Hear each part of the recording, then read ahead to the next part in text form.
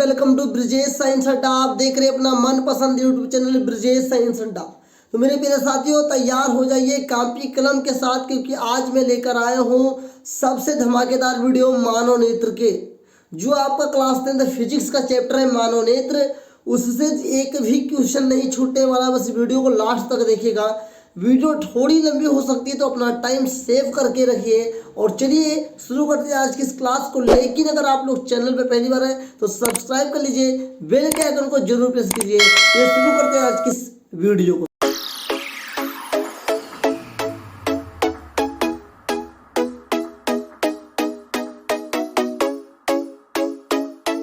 जैसा कि हम सभी को पता है मेरे साथियों कि आज हम पढ़ने वाले मानव नेत्र तथा रंग बिरंगा संसार, जो कि क्लास 10th हाई स्कूल जिसको हम लोग बोलते हैं बोर्ड एग्जाम के जैसे, उसके अंदर जो चैप्टर सेकंड है वो बहुत ही इंपॉर्टेंट है आप। और क्लास 12th वाले भी अगर मानव नेत्र को पढ़ना चाहते हैं तो इस वीडियो से पढ़ सकते हैं, उतना ही आपके लिए इनफ होगा साथियों। चलिए इसको पढ़ते हैं बेहतर तरीके से। मानव नेत्र है क्या? पहले मानव नेत्र ईश्वर की सबसे बड़ी यह सबसे बहुमूल्य देन है। नेत्र प्रकाश का उपयोग करके हमारे आसपास की वस्तुओं को देखने में सहायता प्रदान करती है। यह एक प्रकार का संवेदी अंग है। मानव नेत्र लगभग फोटो कैमरे की भांति कार्य करते हैं। कभी कभी आपसे बोर्ड एग्जाम में ऑब्जेक्टिव में पूछता है कि मानव नेत्र किसकी भांति करता है, तो फोटो कैमरे की भांति कार्य करता है, जिसका व्यास लगभग 25 में होता है। नेत्र में वस्तुओं का वास्तविक प्रतिबिंब रेटिना पर बनता है। मतलब कि आपका प्रतिबिंब नेत्र में कहाँ बनेगा? रेटिना पर बनेगा साथियों। चलिए आगे बढ़ते हैं साथियों। अब हम इसके आगे पढ़ने वाले हैं मानव नेत्र के निम्नलिखित भाग होते हैं। मतलब हम पढ़ेंगे मानव नेत्र की संरचना साथियों। अब पहला भाग क्या है? दृढ़ पटल। देखिए, मानव नेत्र के सबसे बाहरी भाग जो कि दृढ़ व अपारदर्शी श्वेत परत से ढका होता है, यह दृढ़ पटल कहलाता है, जो नेत्र के भीतरी भागों की सुरक्षा करता है। मतलब अगर बोर्ड एग्जाम में आ जाए दृढ़ पटल किसे कहते हैं, तो मानव नेत्र के सबसे ऊपरी परत को दृढ़ पटल कहते हैं। और यह हमारे अंदर आँख के भागों को सुरक्षा करता है साथियों, कठोर भी होता है। इसके आगे बढ़ते हम लोग। लिखा रक्तक पटल जिसे बोलते हैं, चौरड इंग्लिश में बोलते हैं। दृढ़ पटल के निचले अर्थात भीतरी पृष्ठ पर लगी हुई अंदर की ओर एक काले रंग की झिल्ली होती है। यह आंख पर आपतित होने वाले प्रकाश का अवशोषण करता है तथा आंतरिक परावर्तन को रोकता है। मतलब कि साथियों, अगर हमारे आंखों में आंतरिक परावर्तन होने लगता तो हमको हर चीज क्या दिखती? साथियों चमकती हुई दिखती, जिससे कि हमारे आंखों में दिक्कत आ जाती है और हमारे जीवन में भी दिक्कत आ जाती है। चलिए हम पहले मानव नेत्र को मैं आपको दिखाता हूँ और उसे समझा भी देता हूँ साथियों। चलिए देखिए, सबसे पहले जो आपको ये मानव नेत्र दिख रहा है, आसानी से देखिएगा ध्यान से साथियों। इसमें लिखा हुआ है जो ये बीच वाला है, ये साथियों कचाभ जल है। ये जो भरा होता है ये जलीय द्रव होता है साथियों।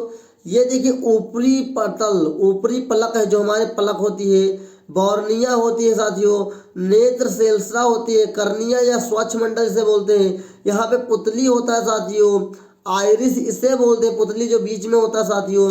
इसे निलंबिन स्नायु बोलते हैं साथियों। फिर ये क्या साथियों? ये आपका क्या है साथियों? ये आपका निलंबन स्नायु है। ये आपका क्या है? निचली पलक है। ये पश्चिमावी पेशियां होती हैं, खून जैसी होती है साथियों। सबसे पीछे यहाँ पे अंधबिंद होता है। यहाँ पे दृढ़ तंत्रिकाएं होती है जिसमें हमें प्रतिबिंब दिखाई देता है। यहाँ पे अपना पीत बिंद होता है। ये आपका दृढ़ पटल रेटिना होता है जिसे हम लोग बोलते हैं। ये रक्तक पटल है, ये आपका दृढ़ पटक है। आई होप आप लोगों को अच्छे से समझ में आया होगा मानव नेत्र की संरचना। चलिए इसके अगले कुछ भागों के बारे में बात कर लेते हैं साथियों। चलिए इसके अगले भाग कार्निया या स्वच्छमंडल के बारे में बात कर लेते हैं। तो नेत्र गोलक के सामने का भाग उभरा तथा पारदर्शी होता है, इसे कार्निया कहते हैं। प्रकाश कार्निया से होकर नेत्र में प्रवेश करता है तथा प्रकाश किरणों का अधिकांश अपवर्तन कार्निया के बाहरी पृष्ठ पर होता है। कभी कभी ऑब्जेक्टिव में पूछ लेता है कि हमारे नेत्र में प्रकाश किससे होकर जाता है, तो कार्निया से होकर जाता है। आप लोगों को पता चल गया साथियों। आइए परितारिका जिसे हम लोग आइरिस बोलते हैं, है क्या है साथियों? कार्निया के पीछे एक रंगीन अपारदर्शी झिल्ली का पर्दा होता है जिसे परितारिका कहते हैं। साथियों, अपारदर्शी मतलब आर पार कुछ ना हो जाए, और यहाँ पे एक लिखा शब्द है पारदर्शी मतलब आर पार हो जाए। तो पारदर्शी होगा तो कार्निया, उसे के नीचे एक अपारदर्शी है उसे बोलते हैं परितारिका।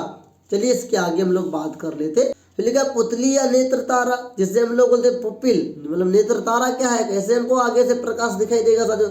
यह परितारिका के नीचे या परितारिका के बीच में एक छिद्र होता है।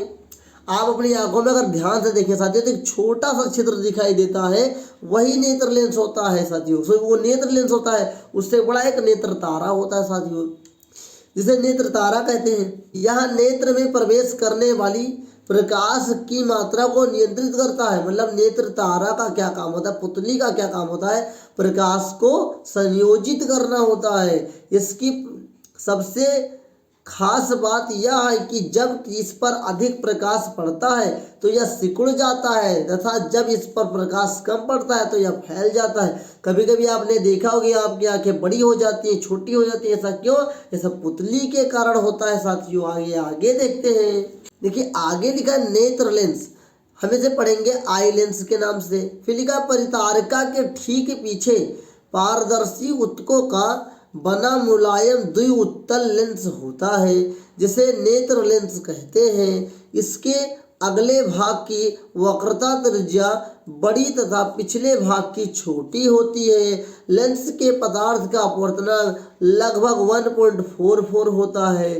लगभग ये कभी कभी ऑब्जेक्टिव में पूछ लेता है कि नेत्र लेंस के पदार्थ का अपवर्तनांक कितना होता है, तो लगभग 1.44 होता है। इसको अच्छे से रीड कर जाओ और लर्न कर जाइएगा साथियों। आइए आगे बढ़ते हैं। देखिए आगे लिखा हुआ है पश्चिमाभि मांसपेशियां। यह वह भाग है जो कि अभिनेत्र लेंस पर कम अथवा अधिक दबाव डालकर इसकी वक्रता त्रिज्याओं को परिवर्तित करके इसकी फोकस दूरी को बदल देती है। देखिए अगर हमारी आंखों को संयोजित करना रहता है, कभी घटाना बढ़ाना रहता है, तो उसके पीछे भी सबसे बड़ा हाथ पश्चिमाभि मांसपेशियों का भी होता है साथियों।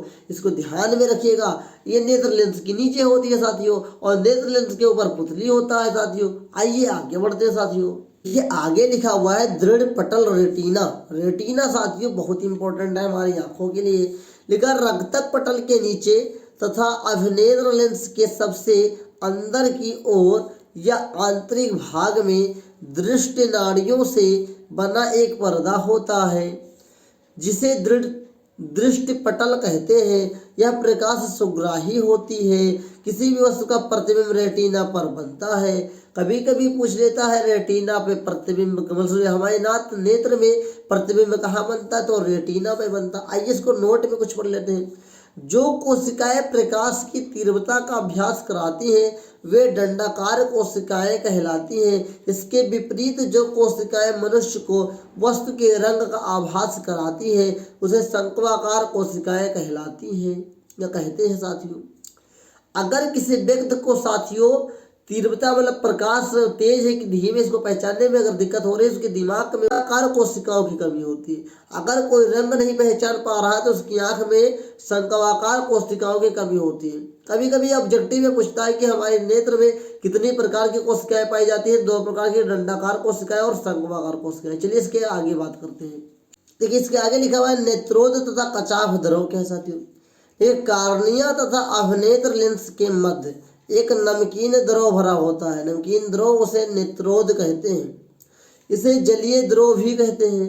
इसी प्रकार अभिनेत्र लेंस तथा दृष्टि पटल के मध्य भी एक पारदर्शी द्रव भरा रहता है, इसे कचाभ द्रव कहते हैं। इसका अपवर्तनांक 1.33 जल के अपवर्तनांक के बराबर होता है। कचाभ द्रव जो साथियों, नोट में क्या लिखा हुआ है, अभिनेत्र लेंस तथा दृष्टि पटल के मध्य भाग को कचाभ कक्ष भी कहते हैं। इसको भी नोट कर लीजिए।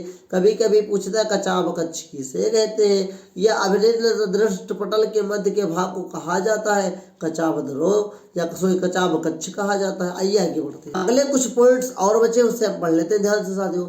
लिखा है पीत बिंदु। दृष्टि पटल के बीचों बीच एक पीला भाग होता है जिसे पीत बिंदु कहते हैं। इस बिंदु पर प्रकाश की सुग्राह्यता सबसे अधिक होती है। अगर आपसे पूछ लिया जाए कि सबसे अधिक प्रकाश की सुग्राहिता कहाँ होती है, तो साथियों पीत बिंदु पे होती है। आइए आगे बढ़ते हैं। आगे लिखा अंध बिंदु। तो रेटिना के जिस स्थान को छेद कर या भेद कर दृष्ट नाड़ियां मस्तिष्क को जाती है, उस बिंदु को अंध बिंदु कहते हैं। इस बिंदु पर प्रकाश का कोई प्रभाव नहीं पड़ता। अब ध्यान दीजिए, ऑब्जेक्टिव में ये नहीं पूछेगा आपसे कि क्या प्रभाव पड़ता है कि नहीं, आपसे डायरेक्टली पूछेगा कि वह बिंदु कौन सा है मस्तिष्क का या नेत्र का जहाँ पे प्रतिबिंब नहीं बनता। तो देखिए साथियों, यहाँ पर प्रकाश का कोई प्रभाव नहीं पड़ता, इसलिए अंध बिंदु पर कोई प्रतिबिंब नहीं बनेगा। दूसरा पूछेगा वह बिंदु कौन सा है जहाँ पे प्रतिबिंब बनता है या प्रकाश नाड़ियाँ छेद कर जाती है, उसे पीत बिंदु कहते हैं। साथियों सारी चीजें बहुत इंपॉर्टेंट है आपके लिए। चलिए आगे बढ़ते हैं, देखते हैं। चलिए आगे देखते हैं साथियों। आगे नोट में कुछ मैंने आपको बताना चाहा था।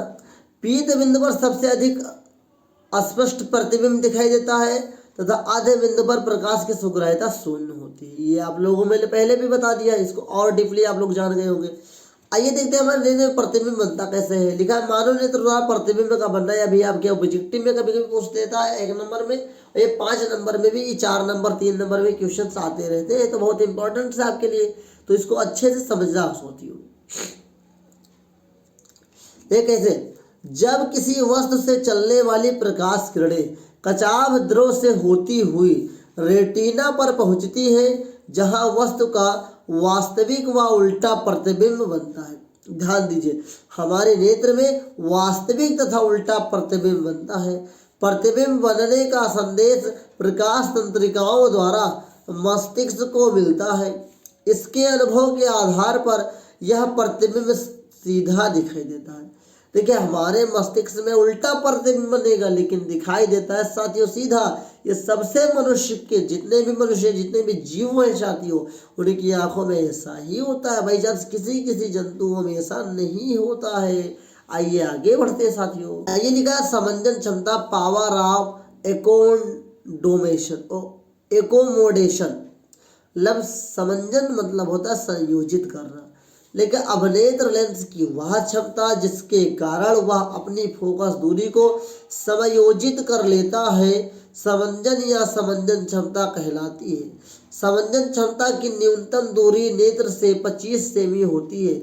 इसी को बोलते हैं साथियों नेत्र की निकटतम बिंदु भी बोल देते हैं साथियों, निकटतम दूरी भी बोलते हैं। आइए आगे बढ़ते हैं। आगे लिखा नेत्र की निकटतम बिंदु वह न्यूनतम दूरी जिस पर रखी कोई भी वस्तु बिना किसी तनाव के अत्यधिक स्पष्ट देखी जा सकती है, उसे नेत्र का निकट बिंदु कहते हैं। और 25 सेंटीमीटर ही साथियों निकट बिंदु होता है। मतलब अगर आपकी आंख को कोई दिक्कत नहीं हो रहा है, आप बिना तनाव के किसी वस्तु को देख पा रहे हैं, मतलब कि आपका निकटतम बिंदु वाला वस्तु का सामान निकटतम बिंदु पे रखा हुआ है। आइए आगे बात करें। अब इसी क्रम में हम बात करेंगे नेत्र का दूर बिंदु क्या है। फार पॉइंट ऑफ आई वह दूरतम बिंदु जिस तक कोई नेत्र वस्तुओं को सुस्पष्ट देख सकता है, नेत्र का दूर बिंदु कहलाता है। सामान्य नेत्र के लिए दूर बिंदु अनंत दूरी पर होता है।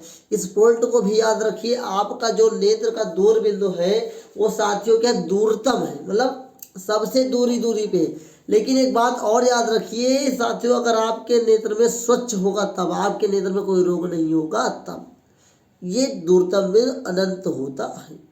आइए आगे बात करते हैं। आगे लिखा मोतिया बिंदु।